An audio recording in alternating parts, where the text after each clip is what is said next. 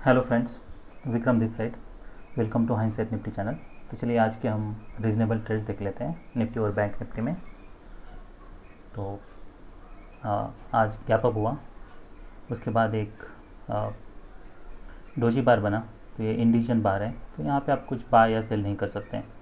उसके बाद एक सेकंड बियर बार बना and that too closing on its low. और उसके बाद फिर नेक्स्ट बार जो है वो गैप डाउन ओपन होता है।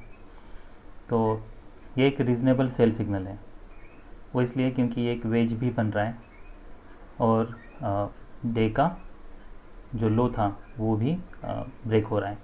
और नॉर्मली आपको जब भी डे का लो ब्रेक होता है तो फिर ऑप्शन में ज़्यादा मोमेंटम मिलता है। तो अगर हम 43,400 का पी देख लेते हैं,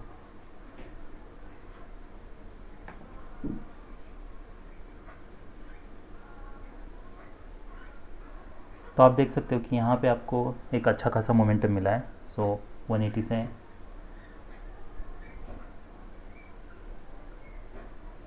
जो नेक्स्ट बार है 180 से 230 तक गया है। तो इसलिए डे हाई और डे लो जब भी ब्रेक होता है तो और अगर रीज़नेबल सेल सिग्नल बार है तो फिर आप उसके नीचे सेल कर सकते हो। आपका टारगेट तो यही है, पर आपको ये भी देखना है कि फॉलोअप कैंडल्स कैसे बन रही हैं। तो आपका पहला टारगेट आप ये ले सकते हो, या फिर आप एक ट्रेंड लाइन ड्रॉ करके ये जो इनसाइड बार बना है इसके नीचे, इसके ऊपर आप एग्जिट कर सकते हो। तो आपको अगर इमीडिएटली कुछ प्रॉफिट मिल रहा है और आपको ये लगता है कि यहाँ पे ये सपोर्ट का काम कर सकता है क्योंकि यहाँ पे कल कंसोलिडेशन हुआ था, तो फिर आप यहाँ पे प्रॉफिट बुक कर सकते हो। ये स्कैल्प ट्रेड ही है।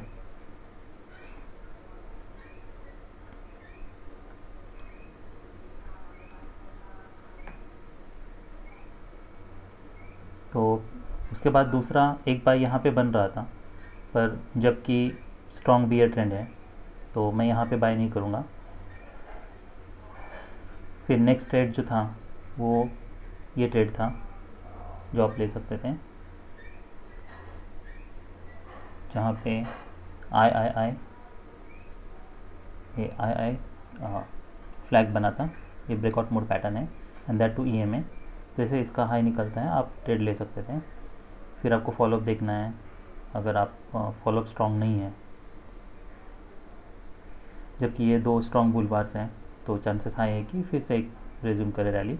तो आप ये बार के नीचे ये क्लोज होने के बाद आप एग्जिट कर सकते हो। उसके बाद सेल ऑफ आया और जबकि मार्केट ईएमए के ऊपर है तो चांसेस ये हाई थे कि जैसे ही मार्केट यहाँ तक आता, यहाँ से फिर से रिवर्स हो जाए। तो इसलिए आपको भले ये वेज रैली हो और ये यहाँ पे डबल टॉप बन रहा है, पर जबकि मार्केट ईएमए के ऊपर है और बार जो है जो बियर बार से वो स्ट्रॉन्ग नहीं है। आप सेल ऑफ देख लो, सेल ऑफ बहुत वीक है।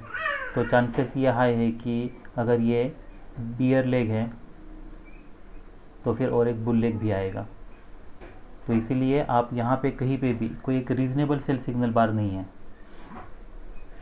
यहाँ पे आई बना और इसका ब्रेकआउट नीचे फेल हुआ है। तो आई बनने के बाद इसका अगर ब्रेकआउट, यहाँ पे चांसेस हाई थे कि ये यहाँ से रिवर्स हो जाए, क्योंकि यहाँ से स्ट्रॉन्ग से रैली आई थी या एक स्ट्रॉन्ग बुलबार बना था। तो आपको यहाँ पे आप जबकि रैली ये स्ट्रॉन्ग नहीं है सेल ऑफ, तो आप वेट कर सकते थे और फिर जैसे ही इसका हाई निकलता है आप बाय कर सकते थे। तो ये एक रीज़नेबल ट्रेड था। फिर जैसे ही ये वेज बन रहा है, यहाँ पे बियर बार बन रहा है, तो जैसे कि डे हाई के ऊपर ब्रेकआउट फेल हो रहा है तो आप यहाँ पे सेल कर सकते थे। यहाँ पे अगर आपने एंट्री ली है तो यहाँ पे आप प्रॉफिट बुक कर सकते हो। अभी जबकि रैली स्ट्रांग है तो सेल करने के लिए आपको कोई डबल टॉप की ज़रूरत है, जो कि यहाँ डबल टॉप बना है, पर यहाँ पे बहुत बड़ा बियर बार है। तो और ऐसा अभी लग रहा है कि ये ट्रेडिंग रेंज में है, तो आप यहाँ पे कोई सेल नहीं बन रहा। तो आपका सेल कहाँ बन रहा है, जैसे वेज बनता है और वो वेज फेल हो रहा है यहाँ पे एक वेज बना है और वेज फेल हो रहा है, तो यहाँ पे आपका एक सेल बन रहा था। इसका पहला टारगेट डे लो था और नेक्स्ट टारगेट फिर जहाँ से रैली स्टार्ट हुई है वहाँ तक था। तो आपको फॉलोअप कैंडल्स देखने हैं। फिर यहाँ पे और कोई भी बाय नहीं बन रहा, क्योंकि कोई भी इनसाइड बार नहीं है या फिर बार क्लोजिंग ऑन इट्स हाई नहीं है, तो यहाँ पे कोई भी बाय नहीं बन रहा। तो आज के जो रीजनेबल ट्रेड्स थे, एक पहला ट्रेड ये था, फिर दूसरा ट्रेड ये था और फिर तीसरा ट्रेड ये था। तो ये 3 और एक 4, तो ये 4 आज के रीजनेबल ट्रेड्स थे निफ्टी बैंक में। अब हम निफ्टी 50 देख लेते हैं। निफ्टी 50 का चार्ट थोड़ा अलग तरीके से हमको ट्रेड करना है। थोड़ा अलग मतलब जो ट्रेड हमने बैंक निफ्टी में नहीं लिया था वो निफ्टी में ले सकते थे, तो इसलिए क्योंकि यहाँ पे बहुत स्ट्रॉन्ग सेल ऑफ है तो मैं इसके ऊपर बाय नहीं करूँगा। तो आप अगर सेम निफ्टी में देख लो तो निफ्टी में स्ट्रॉन्ग सेल ऑफ नहीं है, जो भी बार्स है उसके नीचे विक है। वैसे ये इनसाइड बार बनता है और that to testing yesterday's high, तो आप यहाँ पे इसके ऊपर बाय कर सकते हो। फिर ये वेज रैली है, आप इसके नीचे एग्जिट कर सकते हो। फिर ये सेकंड वेज रैली है, तो ये हाई प्रोबेबिलिटी सेल है,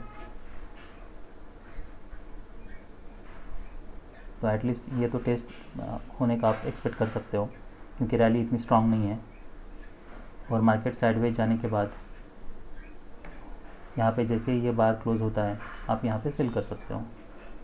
ये रीज़नेबल सेल था, तो आपका पहला बाय यहाँ होता और फिर आप यहाँ पे प्रॉफिट बुक कर सकते हो। फिर सेकंड सेल आपका यहाँ पे होता, आप यहाँ पे प्रॉफिट बुक कर सकते हो। और फिर थर्ड सेल आपका ये होता और इसका टारगेट आप यहाँ तक रख सकते हो। और जैसे वेज बनता है आप इसके ऊपर एग्जिट कर सकते हो सकता है कि ये वेज के बाद रैली यहाँ तक पहुँचे, पर जबकि सेल ऑफ बहुत स्ट्रॉन्ग है तो चांसेस हाई है कि इसमें आप देख सकते हैं कि पिछले ऑलमोस्ट 1 2 3 4 5 6 7 8 9 10 तो ऑलमोस्ट 13-14 बार्स में सिर्फ 2 ही बुल बार बने हैं, तो आप होल्ड भी कर सकते हो।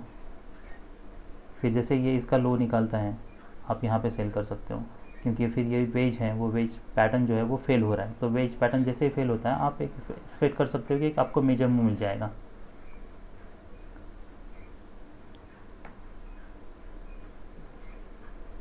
और फिर दूसरा बाय आपका यहाँ पे बन रहा था जब जैसे ही इनसाइड बार बन रहा है ये, तो बैंक निफ्टी में ये ट्रेड नहीं बन रहा था, जबकि निफ्टी में ये बन रहा था।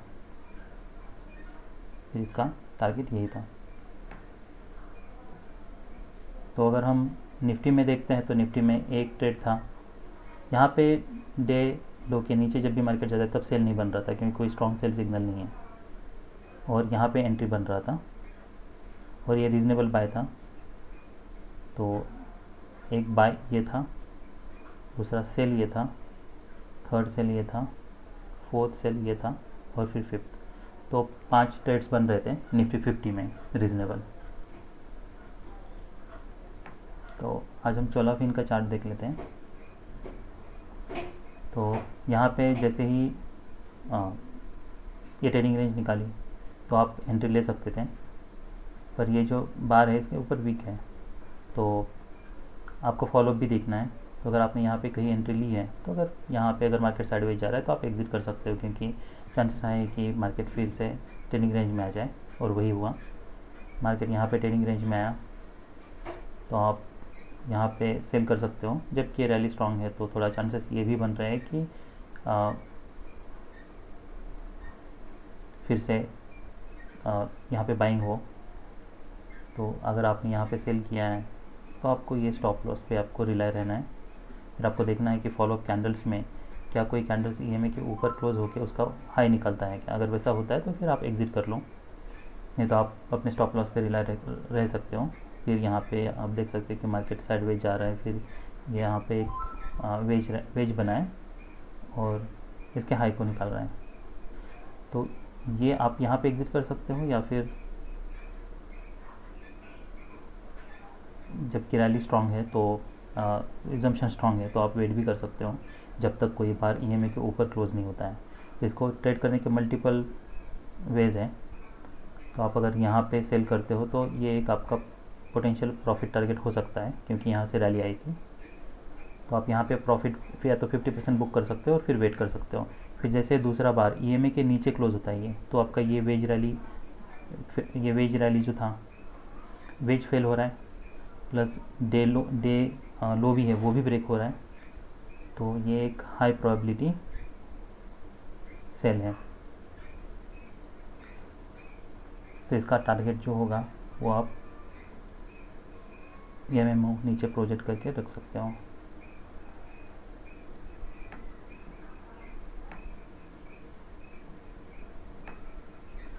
तो आप देख सकते हो कि एग्जैक्टली वहाँ पे प्रॉफिट बुकिंग हुआ है, मार्केट थोड़ा साइडवेज गया है, तो ये आपका टारगेट होता है।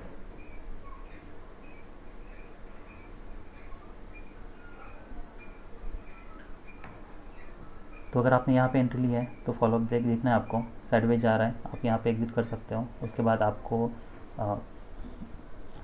फॉलोअप कैंडल्स देखने हैं। अगर 3 4 5 कैंडल्स, अगर 3 कैंडल्स क्लोज होते हैं पर अभी ये EMA के पास है, तो आप वेट कर लो। उसके बाद फिर जैसे इसका लो निकलता है आप एंट्री ले सकते हो, या फिर ये जो स्ट्रॉन्ग बियर बार है इसके नीचे आप सेल कर सकते हो, और आपको स्टॉप लॉस पे रिलाई रहना है। और फिर नेक्स्ट ट्रेड ये था जो कि हाई प्रोबेबिलिटी ट्रेड था, इसकी प्रोबेबिलिटी सबसे ज़्यादा है क्योंकि वेज फेल हो रहा है और डे लो भी ब्रेक हो रहा है। तो आप मेजर मूव प्रोजेक्ट कर सकते हो, इसके 50% चांसेस है मेजर मूव अचीव करने के, और हमको उतना टारगेट मिला है। तो that's all we have for today. Bye.